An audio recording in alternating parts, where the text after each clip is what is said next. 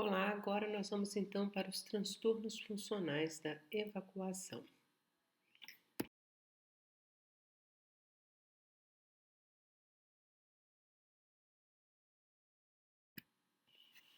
Então, esquecendo, novamente, nós vamos falar sobre os critérios de Roma IV, que foi em 1989 que um grupo, de investigadores se reuniram em Roma e desenvolveram então um consenso para auxiliar no diagnóstico de transtornos gastrointestinais funcionais para os indivíduos adultos, E em 97 houve os critérios, se realizou os critérios das crianças e adolescentes, eles foram discutidos. Uma publicação em 1999 publicou, os critérios de Roma II. E esses critérios foram fornecidos com um guia de conduta baseada em sintomas, tá? Não necessitando tanto, de exames laboratoriais, exames para realizar o diagnóstico. E as crianças em idade escolar e adolescentes portadores de transtornos gastrointestinais funcionais podem ter diagnóstico estabelecido. Experiências baseadas em evidências nesses últimos 10 anos forneceram base para a maioria das recomendações e havendo, então, os critérios de Roma IV. E este é o último critério que nós temos.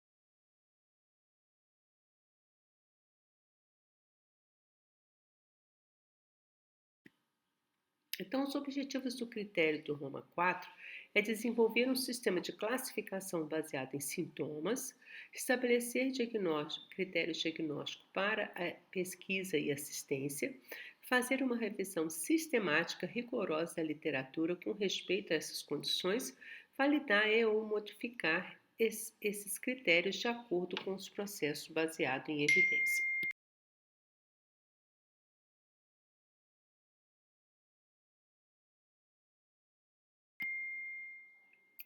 Então, de acordo com os critérios, baseados critérios de Roma IV, nós vamos ter aqui, os transtornos funcionais de náuseas e vômitos, transtornos de dor abdominal, como nós já vimos, tá? Dor abdominal funcional, e os transtornos funcional, da evacuação, que é constipação e incontinência fecal não retentora.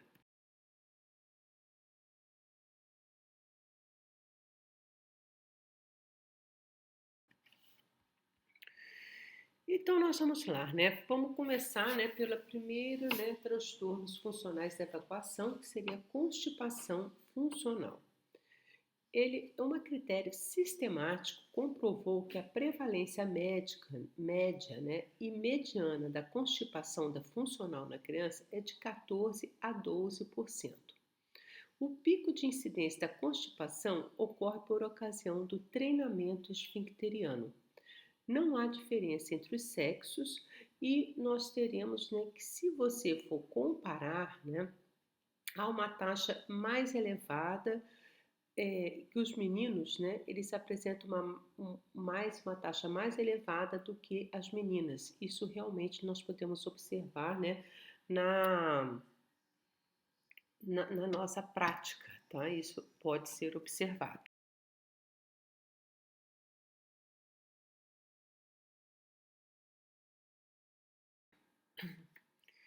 Então, nós vamos ter, a fisiopatologia. A fisiopatologia, tá? Nós vamos ter que a retenção colônica, como que é, Essa é um ciclo vicioso, que há uma retenção colônica na mucosa, tá? E absorve íon. E as fezes remanescentes, elas tornam progressivamente mais difíceis a serem eliminadas. Esse processo acarreta um ciclo vicioso de retenção de fezes, no qual o ânus torna-se elevadamente distendido, resultando em um fluxo fecal incontinente. Há um escape fecal, perda de sensação fecal e, por fim, perda da urgência de evacuar. O aumento de acúmulo fecal no reto também provoca uma diminuição da motilidade intestinal e amontante, né, e acarretando anorexia, distensão e dor abdominal.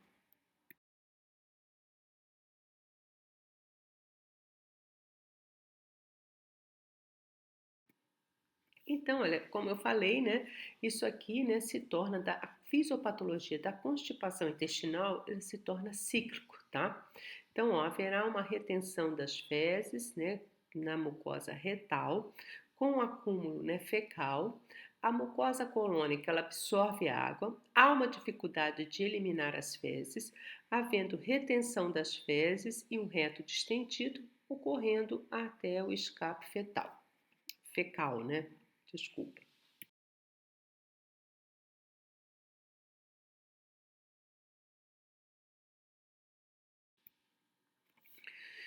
Então, olha, o diagnóstico, né, nós podemos fazer, né, que ele basicamente é história clínica e o exame físico.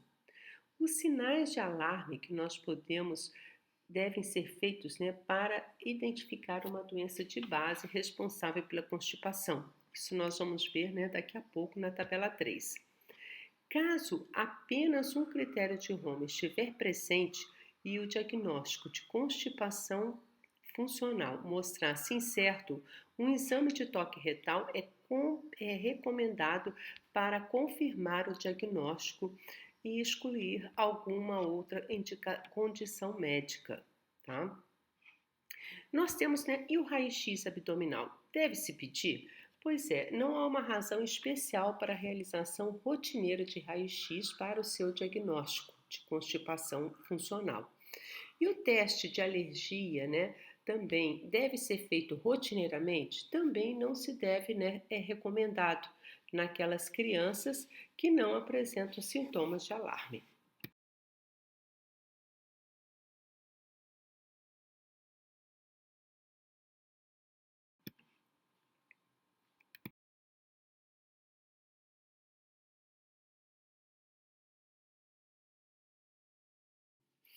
Então, nós vamos falar agora, né, da tabela 3 que eu tinha falado naquele slide, tá? Em que realmente, né, os sinais de alarme de constipação, em que nós vamos ter, né, que investigar alguma patologia de base. Por exemplo, na história clínica dessa criança, né, na anamnese, né, que nós devemos perguntar, né, quando que foi a eliminação de mecônio, tá? Se ela foi após 48 horas do nascimento, se a constipação se iniciou no primeiro mês de vida, história familiar de doença de Hirschsprung, né? Se há uma doença, uma história familiar. Se ela elimina umas fezes em fita, fezes contendo sangue ou na ausência de fissura anal. Porque para nós termos, né, constipação funcional, é comum a criança apresentar fezes, né, sangue nas fezes, mas tem uma fissura anal. Então, é comum apresentar. Vamos ter, né, também crianças que apresentam vômito bilioso, né? Isso não é normal, né, na constipação funcional, distensão abdominal intensa, anormalidades da tireoide, posição, apesar, né, de vocês viram, né, que não é comum nós pedirmos, né, o, os, todos pedirmos, né, os exames complementares para nós avaliarmos a tireoide, tá? Mas, dependendo, né, do que você vai ver na anamnese, né, se estiver uma história clínica, né, estiver uma história, né, história familiar de doença de tireoide, né, nós podemos solicitar. Por exemplo, posição anormal do ânus, ausência do reflexo anal, diminuição do reflexo tônico das extremidades inferiores, ondulação sacral, tufo de pelos na coluna vertebral, desvio de fendas glúteas, cicatriz anal. Isso tudo, né, são sintomas que nós devemos, né, nos preocupar.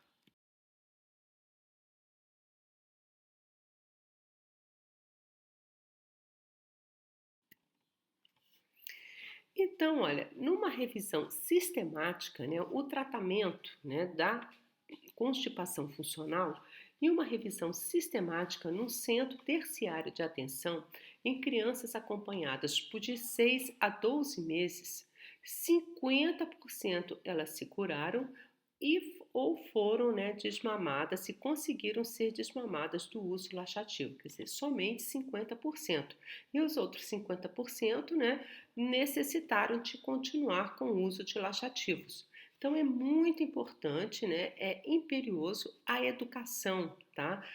É tão importante como a terapia medicamentosa. Tá? E sempre deve incluir também o aconselhamento familiar, tá? Para nós reconhecermos qual o padrão, né, de retenção, de comportamento de retenção. Se essa criança ela evacua, né, quando se esconde, é uma criança pequena e já está evacuando em vaso sanitário, né, de adulto, então nós temos que, é muito importante nós sabermos disso, tá? Por quê? Porque se essa criança estiver usando vaso sanitário, tá, de adulto e não tiver um apoio para os pés, ela não vai conseguir evacuar, então vai ter uma retenção de fezes, tá? Então nós temos que orientar aos pais, colocar sempre um apoio para os pés, colocar também aquele para diminuir, né, a boca do vaso também, né? Isso é importante, tá? Tudo isso para quê? Para a criança utilizar corretamente, né, a musculatura abdominal, que nós usamos a musculatura abdominal para fazer, né, para nós realizarmos a nossa evacuação. Então isso é muito importante. Então, olha, fazer com que os pais, né, façam que haja o uso rotineiro do vaso sanitário ou também, né, daqueles vasos sanitários da criança, né, no chão, tá? Aqueles piniquinhos. O sistema de recompensa também, isso é importante quando tiver uma evacuação, né, exitosa. Não esquecer da dieta, não esquecer de encaminhar também para a nutricionista, isso é importante. E não esquecer também de ingesta de líquidos, isso é importantíssimo. E nós já tiramos a conclusão, né, que não parece oferecer muitas vantagens utilizar, né, o pré e probióticos. Só que isso, né, na nossa prática clínica, né, eu vejo que algumas crianças elas se dão bem, tá? Principalmente com lactobacillus vivo. E algumas crianças elas se dão bem sim. Mas isso vai depender muito de paciente para paciente. Isso não é uma a constipação funcional, né, gente, não é uma receita de bolo, tá? Nós temos, né, que individualizar o tratamento e perder tempo, quer dizer, perder não, né? Você vai ganhar tempo, né, na anamnese e numa consulta bem é, uma consulta, né, demorada para explicar para os pais. Isso é importante. Não adianta constipação. Olha, todos os transtornos funcionais da evacuação não são consultas de 5 minutos, não é consulta que é realizada, né, em pronto-socorro, tem que ser encaminhada, né, para o ambulatório para que nós façamos uma pesquisa corretamente, uma anamnese, um exame físico e parar para conversar com os pais. Tá? Vocês viram, né, que a educação, né, dos pais é tão importante quanto a terapia medicamentosa.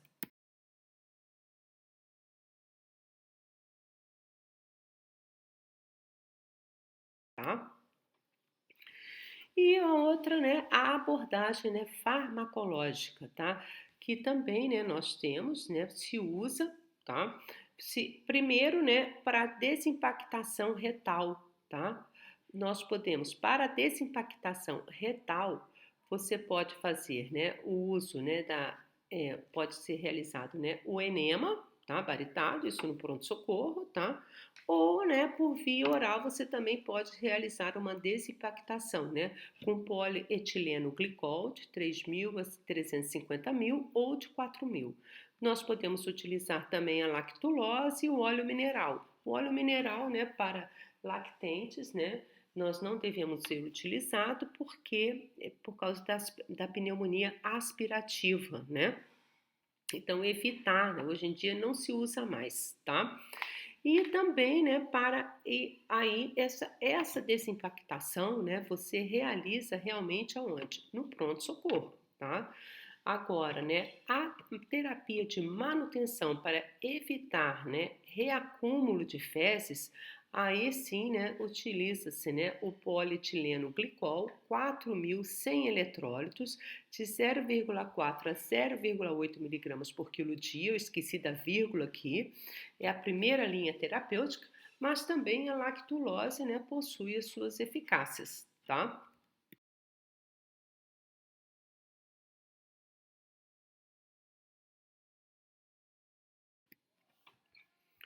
E os critérios diagnósticos para constipação funcional, tá? Como eu falei, nós temos, né?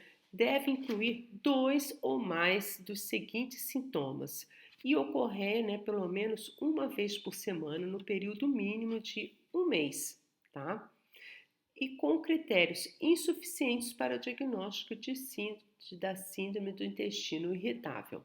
Então, nós teremos dois ou mais dos seguintes sintomas: duas ou menos evacuações por semana em uma criança com idade em desenvolvimento de pelo menos 4 anos, pelo menos um episódio de incontinência fecal por semana, tá? Nem todos vão ter incontinência fecal, tá? Nós podemos ter ou não. História de postura de retenção ou excessivo comportamento de retenção das fezes, é aquela criança, né, que fica escondida, tá? Vai local escondido, começa a chorar, não consegue fazer evacuação, né? Ela retém porque tem medo de doer, tá? A história de evacuações dolorosas em fezes endurecidas, presença de grande massa fecal no reto, histórias de fezes, né, de grande volume e também após avaliação apropriada, os sintomas não podem ser totalmente explicado por outra condição médica.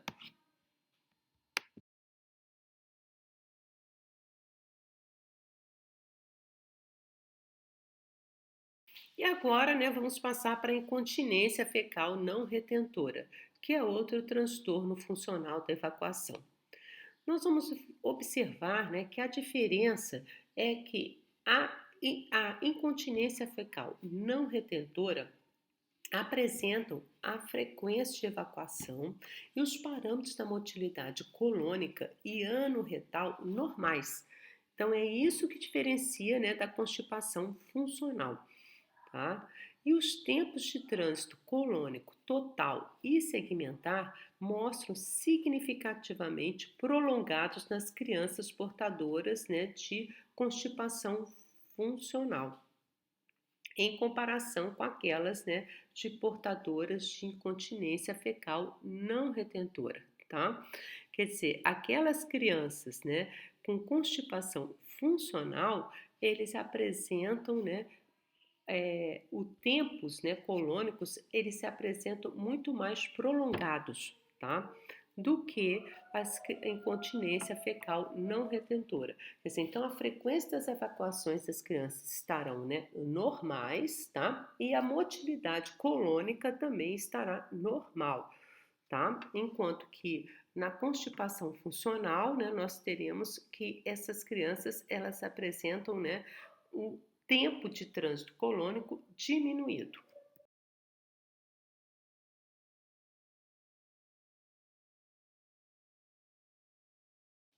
Então, o diagnóstico, né, basicamente, ele deve se basear, né, nos sintomas clínicos, tá?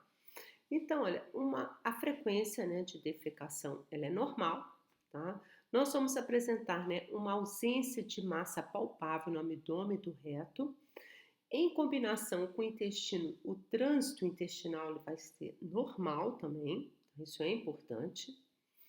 A incontinência fecal, ela pode ser uma manifestação de distúrbios emocionais da criança em idade escolar e representa uma ação impulsiva desencadeada por uma mágoa inconsciente, tá?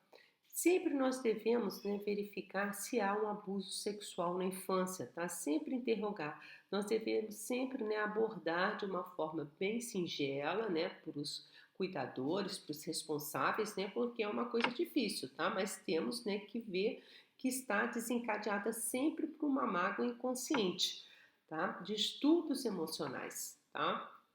Então, ver, observar, né, fazer também uma história de distúrbio emocional dessa criança, tá? Isso é muito importante.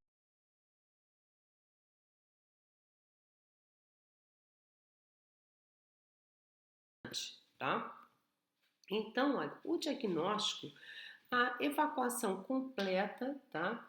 Ela deve ser, né, a investigação deve ser realizada para avaliar a possível história de alguma coexistência de constipação, tá? Então, olha, a evacuação completa do conteúdo colônico não apenas um escape fecal, em contraste com aquela manifestação verificada nas crianças, né, com constipação funcional. Investigar uma coexistência de constipação. Isso é importante também, tá? Algumas crianças, né, apresentam uma incontinência fecal com uma, né, constipação, tá?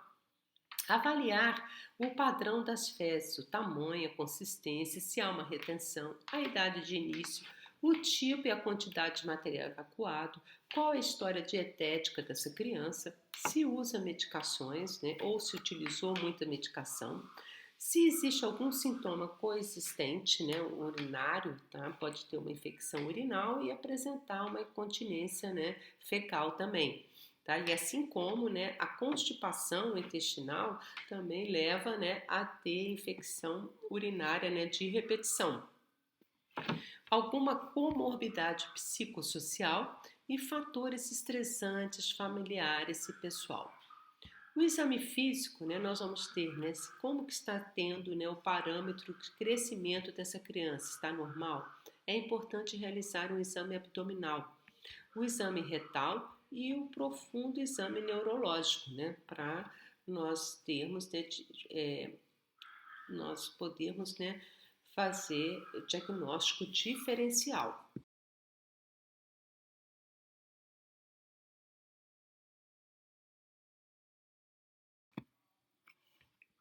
E o tratamento, né? Fatores, né, contribuidores para os sintomas de defecação, tá?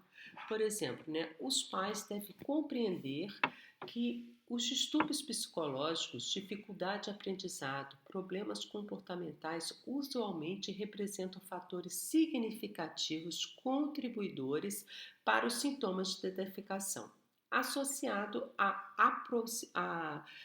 nós temos, então, é muito importante, né, nós vemos se tem algum problema comportamental dessas crianças, tá? Se existe alguma dificuldade de aprendizado, algum distúrbio psicológico. Se essas crianças, né, foram vítimas de abuso sexual, deve ser identificada e serem referidas, né, por um aconselhamento apropriado. E no caso, né, é muito importante, né, nós, por exemplo, toda vez, né, fazer com que essa criança, né, utilize o vaso sanitário, tá? Então nós devemos, né, fazer uma premiação e realizar, né, uma diminuição da fobia ao vaso sanitário, contribuir para diminuir o estresse, restaura os hábitos intestinais normais e restabelece o autorrespeito dessa criança. Tá? Isso é muito importante, tá? Isso tudo que é um trabalho, né, comportamental que os pais vão ter que ser realizado para essas crianças, tá? Um treinamento para evacuar, né? Realmente realizar um treinamento de evacuatório. E um estudo, né, de segmento de longo prazo demonstrou que após 2 anos de tratamento intensivo e comportamental, apenas 29% das crianças encontravam-se completamente livres de incontinência fecal. Aos 18 anos de idade, 15% dos adolescentes portadores, né, de incontinência fecal ainda apresentavam o transtorno. Então, quer dizer, e nenhum fator prognóstico de sucesso foi identificado. Então, para vocês verem, né, como a incontinência fecal, né, pode realmente, né, acompanhar essa pessoa, tá? E isso é um problema sério que nós realmente devemos fazer com que toda a família, né, esteja imbuída para fazer com que melhore, tá? Temos que encaminhar, né, para psicólogo, né, tanto a família quanto a criança, tá? Temos que fazer um trabalho que multidisciplinar, tá? Isso é importante.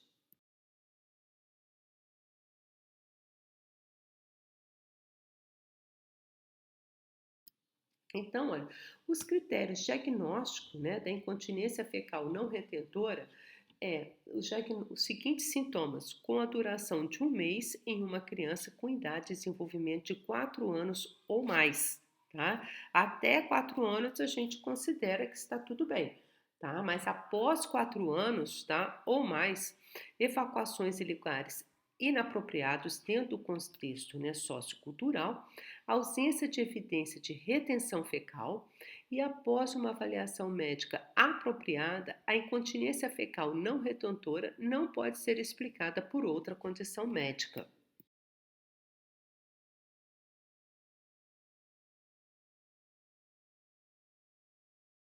Então, concluindo, né, nós temos que o treinamento esficteriano, ele é um marco muito importante no desenvolvimento físico e psicológico dessas crianças, tá?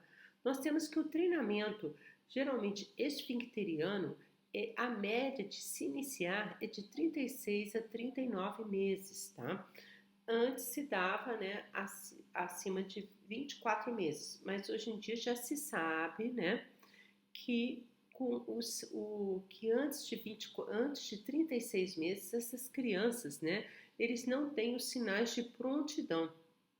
Então, já se sabe que inicia-se, né, o treinamento esficteriano entre 36 e 39 meses. Então, vocês já viram que a nossa realidade brasileira é bem diferente.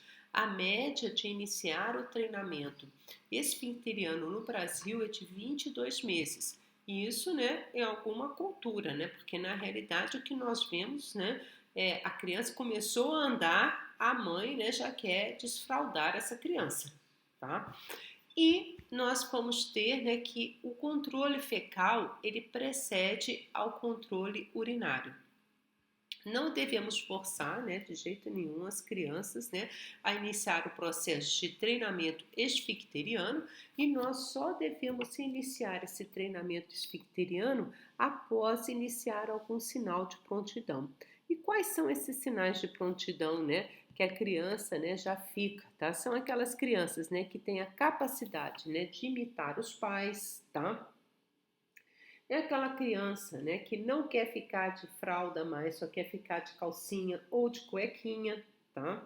Ela fica parada por mais de 5 minutos, né, no vaso sanitário, ela não fica brincando, né, no vaso sanitário, tá? É importante, né, ter, né, um redutor, né, do vaso sanitário de adulto. É importante ter, né, um, um apoio, né, para os pés dessa criança, e é importante também o vaso sanitário, né, para a criança, tá? Aquele penico, né, que se usa, tá?